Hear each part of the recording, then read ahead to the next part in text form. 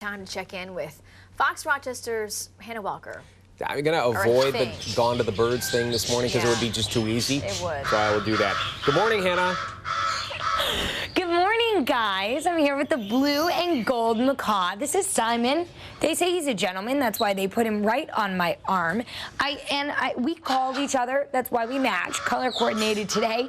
I'm here at Birds Unlimited. They've been here for 25 years. The goal, to educate people on birds. Not to force them on people who may not want to own them, but to really show you what you're getting into before maybe you own them, before you care for them. So I'm going to be here all morning long with Simon and his friends to see if we can learn a bit about these flying creatures. Tech Bites is locally sponsored. All right, we're going to check in with Hannah now. She is with some birds. Yeah, Birds Unlimited in Webster. We'll switch sides. We'll switch sides. With some colorful friends. Do a little choreography. I do have friends. I'm trying to switch sides. I'm with Paul Lewis here at Birds Unlimited. Paul, you've been here for 25 years.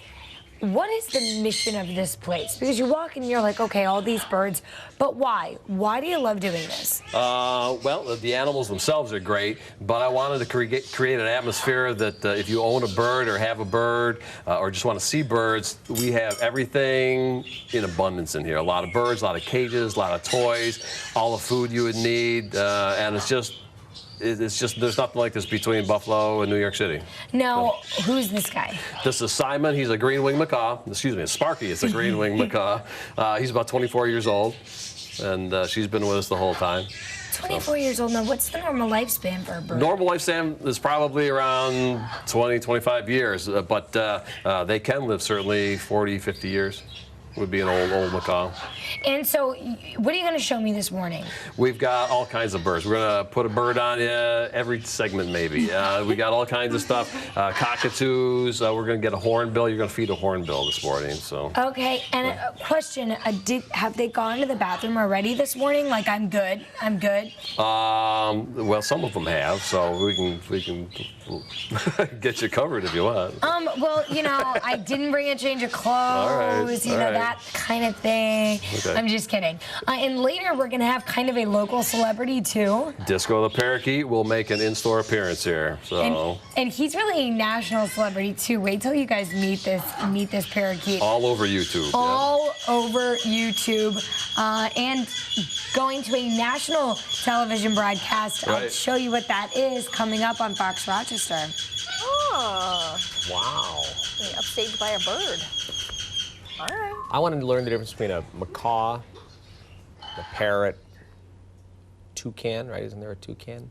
Yeah, Toucan Sam. Toucan Sam from the Fruit Loops commercial. Yes.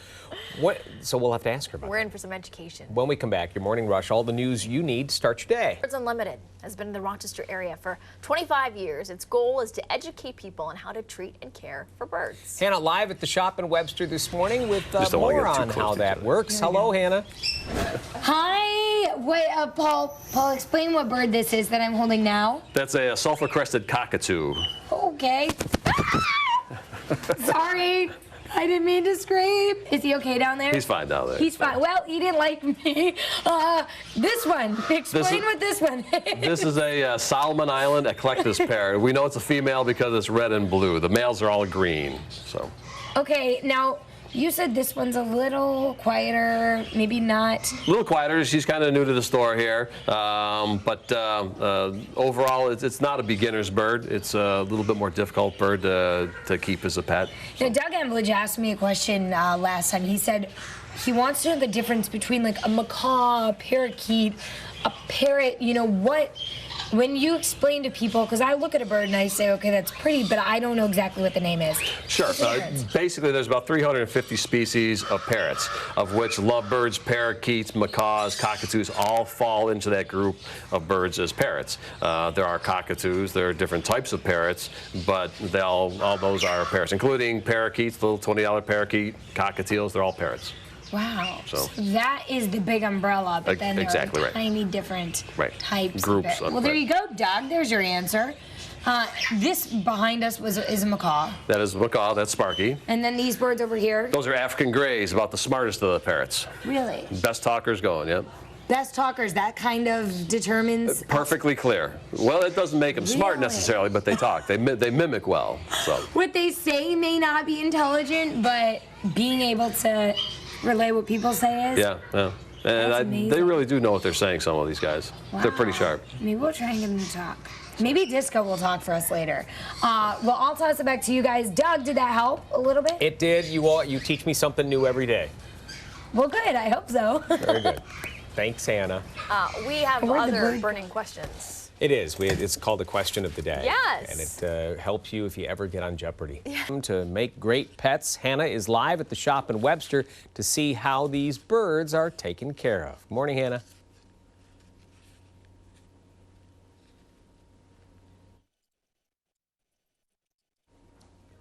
We don't have Hannah's microphone. We have the camera, but not the microphone. So we'll tap dance for a second. We'll watch that bird do its thing and see if we can get the microphone working.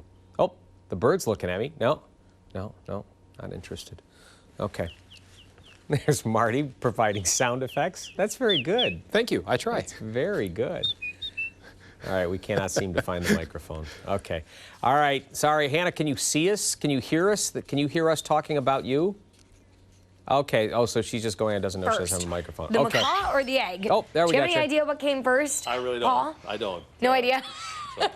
I feel like that's everybody's question. But you have a cool collection that you've been kind of collecting for 25 years, would you say? Yeah. Yep. 25 years, that's how long this place has been The here. store's been here 25. I've been into birds for more than 40, though, which is amazing because I really don't look more than 40. Right? No, I mean, you're not a day over 30. What are you Right, talking about? right. Why did you start a place like this? If you look over the back wall, guys, you've got close to 50 birds here. Right.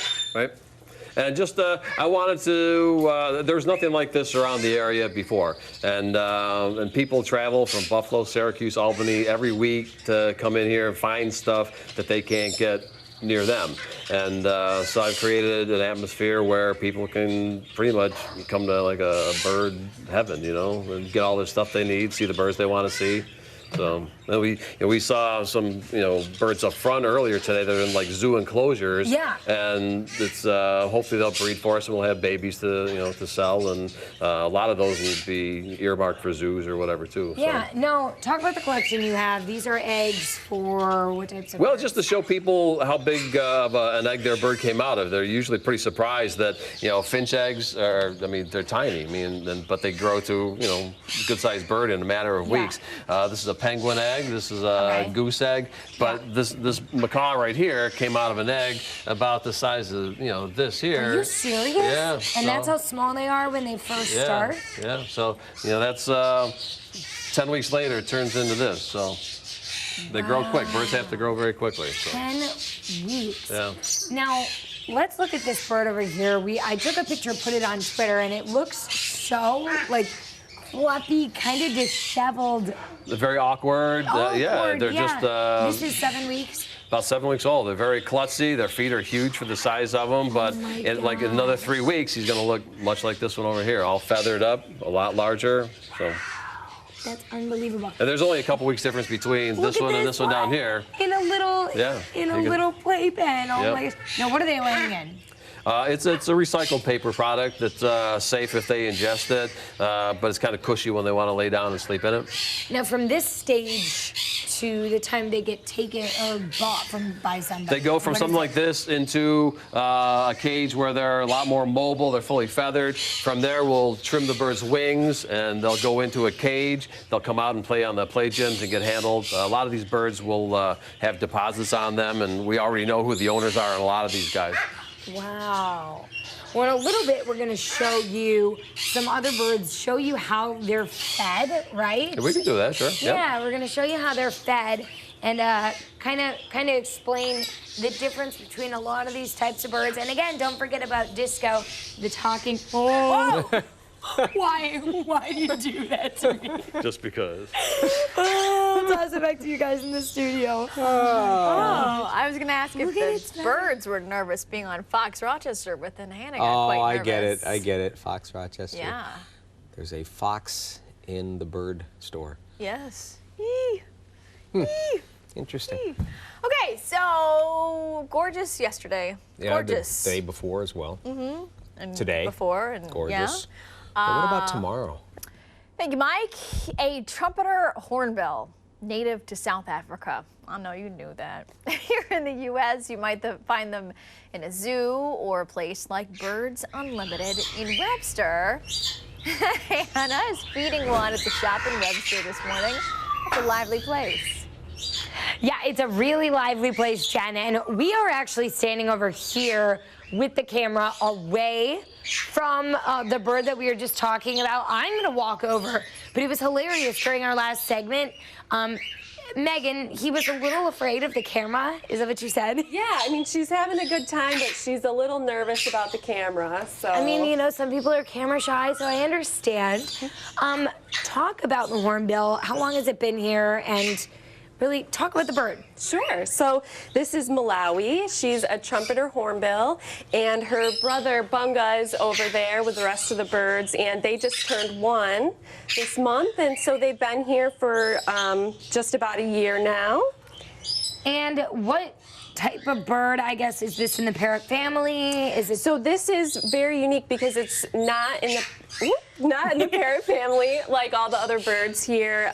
They're actually in the hornbill family. So there's lots of different hornbills, but this is the Okay. trumpeter variety. Okay, so we've been feeding birds all morning, but I've been feeding them like nuts, peanuts, little like branches. What is this? Well, their diet is a little different. Since they're not a parrot, they're actually omnivores, and they eat lots of fruit. We feed them a pelleted diet here as well, but one of their favorite things is worms. Worms. Yeah. If you get a close-up look at that, gross. I grabbed one, dropped one, screamed. So now I'm gonna try and do it again. You said that you grabbed the worm by the butt. I go for the butt. That is the technique that works for me. Lovely. Yeah. Love it. We'll find a live one. Yeah, And she just- likes the wiggly ones. Okay. So. Okay, here we go. Oh gosh. Oh, here we go. Come on, little bugger. Oh, they're slippery. That's the thing. Okay, here we go. Oh, please eat it. Did you eat it? Eat That's it. a good one. Yeah. Oh my gosh, I fed it. That's so gross. You know the good thing about them? They're not like slimy. They're not, you know, once you get used to them, they're not as bad as they seem. But Ew. Should I do it again? I think she'd Do you love think another she one. wants another one? Yeah. Okay. You know, this could be like a good. Oh. That's a nice wiggly one. Oh, that is so gross. How many do you feed it? She will eat anywhere from probably 30 to 40 a day. 30 to 40 at Yeah. one time, or do you feed her multiple times a day? That's twice a day, and that's along with all the other fruits and the pelleted diet that they eat. And you said sometimes they could eat rodents too. That's part of their diet in the wild. They would eat small rodents, and probably in a lot of zoo settings, they would eat rodents. But here we just opt for the worms. Oh, good. Yeah. Good option. Lovely. Megan, you've been here for 4 years. Do you feel like you kind of form a bond and a relationship with all these birds, or even specific ones? Absolutely, absolutely. I mean, I'm lucky to have been here for so long, and we have resident birds here that I've gotten to know over the 4 years, and the relationship really develops over time, and you really get to know the different personalities of all the birds. So. Wow, that's unbelievable. Well, you know, she's not going to eat them. I'm going to eat them, so I'll down these in just a little bit. I'm totally kidding, just messing with you. But in a little bit, Disco has arrived. Oh my gosh, we're so excited It's to talk really about a local exciting. celebrity. So at 8:45, don't miss it, guys. Disco will be Party here. time. All right, Anna, thank you. Disco the parakeet lives in Penfield, but if you've seen his videos on YouTube, he has videos on YouTube, you'll know that he's a worldwide celebrity. Now he's preparing to make his national TV debut in just a few weeks, and Hannah can say she knew him when. I know, you know, when he's even a bigger celebrity, has his own agent and all of that, Jen, I'll say I knew Disco the parakeet when I was here at Birds Unlimited. He has hundreds of thousands of Facebook followers. Is that right? Well, almost hundreds of thousands. He has 174,000 followers on Facebook. 174,000 followers. I need his marketing scheme. He has his own Twitter handle. Here's his owner, Judy Bolton. Judy, he's a parakeet. Yeah. How in the world, what is so special about Disco, and how did you discover it? I don't know that there's something especially special about Disco, because parakeets, or budgies as they're called in much of the world, they already have a huge capacity for mimicking and for vocabulary building. They're actually perhaps the biggest vocabulary builders of the parrot family. So they can mimic. In the wild, they mimic each other. Disco, maybe genetically, is a little bit predisposed to mimicking better, but we're also a very chatty family, and we've been talking to him since day one. We got him when he was very young, and he's very bonded with us, so he wants to mimic us. We're part of his flock. But I said, so what can we make him say? And you said, you can't make him say anything. Yeah. So we're going to try and hear him mimic. But even, Disco, we're saying he's making his national debut. He's been on national morning shows, the Today Show, but soon he'll be on PBS, their nature show. Talk about that. Well, he is. He's going to be on Nature on Wednesday, October 21st. It's at 8 p.m. on WXXI or wherever you get PBS. And it's a two-part series called Pets Wild at Heart. And it's already been shown in the UK on the BBC back in January. It's been shown a few more times since then. People loved it. Their pets loved it. It was the strangest thing. Cats were responding to Disco by their television. So that's been really exciting for us. He has followers all over the world, and he has a ton of followers here, and we're so glad that finally his PBS episode will be on, because it's been since April 2014, I want to say. That is crazy. Now, what is it? What are the types of things he says? I mean, okay, he says pretty parrot. What does he say? The sillier the better. I had him quoting Nixon at one point. I am not a crook. And my husband turned it into something I can use when I drive with the bird at, what seems to be the problem officer. My name is Disco. I'm a parakeet. But he says ridiculous things like, nobody expects the Spanish Inquisition. And we have a funny video of him as the evolution of his being able to say that. That's one of our favorite YouTube videos. But he says stupid stuff from the 80s. He quotes, Dirty Dancing, nobody puts baby bird in a corner. Oh, so, my God. The stupider, the better. Airplane quotes are a favorite. That is really, and remind us what his YouTube page is. Well, you can just look for Disco the Parakeet. Just look for him under there and watch for him on PBS. I gotta bring in Paul. Paul, remind people where you guys are. Disco came from here. Disco came from here, a huge celebrity. But we're over here in Webster, 1421 Empire Boulevard. Been here about 7 years, in business 25 now. So if you need something for your birds, stop in. And do you have a website? We do have a website, birdsunltd.com. And people can meet Disco here in October. We're going to have Disco Day on Saturday, October 24th, after his PBS gig. So we got to get him all happy and excited so that he can mimic some of the people at the event, right? Right, yeah, that's right. Yeah, he'll do it. He's a special bird, so. Very special. We even mic'd him up. Come on, Disco. Come on, man. Well, like they say, you can't make a bird do anything it doesn't want to do. So we'll wrap up, toss it back to you guys in the studio. I don't know. I'm going to have to watch, see if he mimics me. All right. Hannah, thank you. Disco, sort of thank you. Your local headlines after this.